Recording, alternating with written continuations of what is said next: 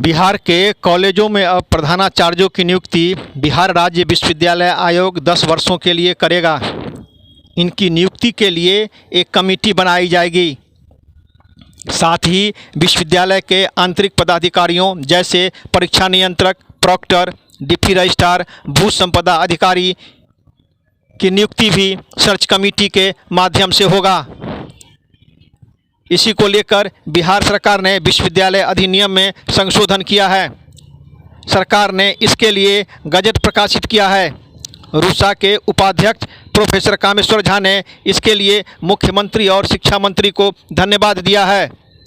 उधर ललित नारायण मिथिला विश्वविद्यालय ने इस को लेकर कार्रवाई शुरू कर दी है। दरभंगा दर्शन से मनोज झा की एक खास रिपोर्ट। महामहिम के कार्यालय से गजट पारित किया गया है।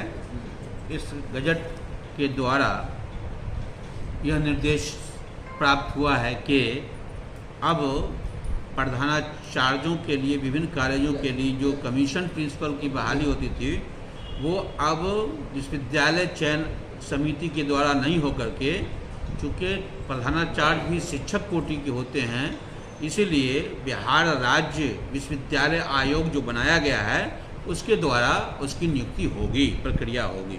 एक बात यह है इस गजट में। दूसरी बात यह है कि कुलपति, प्रति कुलपति, कुलसचिव, DSW को छोड़ करके ये सभी की नियुक्ति राजभवन द्वारा होगी।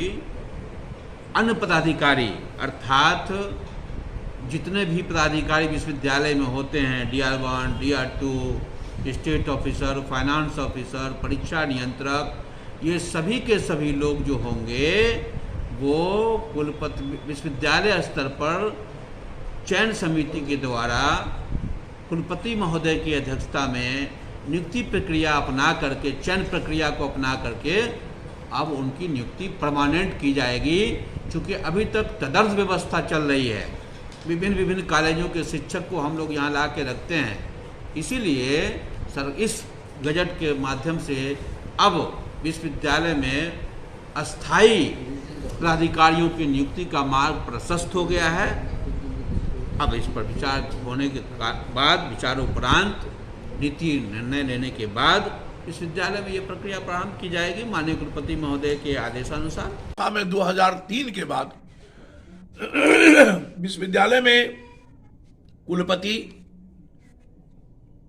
की नियुक्ति का प्रावधान तो था, लेकिन कुल सचिव, विद्यालय निरीक्षक, वित्त पदाधिकारी और अन्य पदाधिकारियों की, परीक्षा नियंत्रक की नियुक्ति का कोई प्रावधान नहीं था। अभी वर्तमान सरकार ने विश्वविद्यालय अधिनियम में, पटना विश्वविद्यालय अधिनियम में और बिहार विश्वविद्यालय अधिनियम में संशोधन के द्वारा इसकी व्यवस्था की है। और उस व्यवस्था में माननीय नीतीश कुमार जी की जो नीति है, सबके प्रति न्याय और सबका विकास, इसका ख्याल रखते हुए मंत्री महोदय ने, श्री विजय कुमार चौधरी जी ने यह व्यवस्था भी की है कि अब जो नियुक्ति के लिए कुलपति की अध्यक्षता में चयन समिति बनेगी, उस चयन समिति में सबसे बड़ा वर्चस्व होगा विद्वत परिषद का, विश्वविद्यालय के विद्वत परिषद का, जो एक शिक्षकों की, विशुद्ध शिक्षकों की एक बड़ी है, निकाय है, विशुद्ध शिक्षकों का एक निकाय है।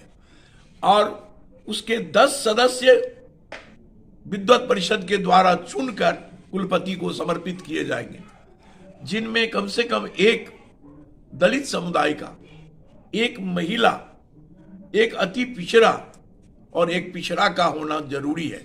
बाकी 6 लोग रहेंगे। सर, क्या इसका जो पत्र है वो सभी विश्वविद्यालय को आ चुका है क्या? सभी विश्वविद्यालयों को आना तो बहुत मामूली बात है।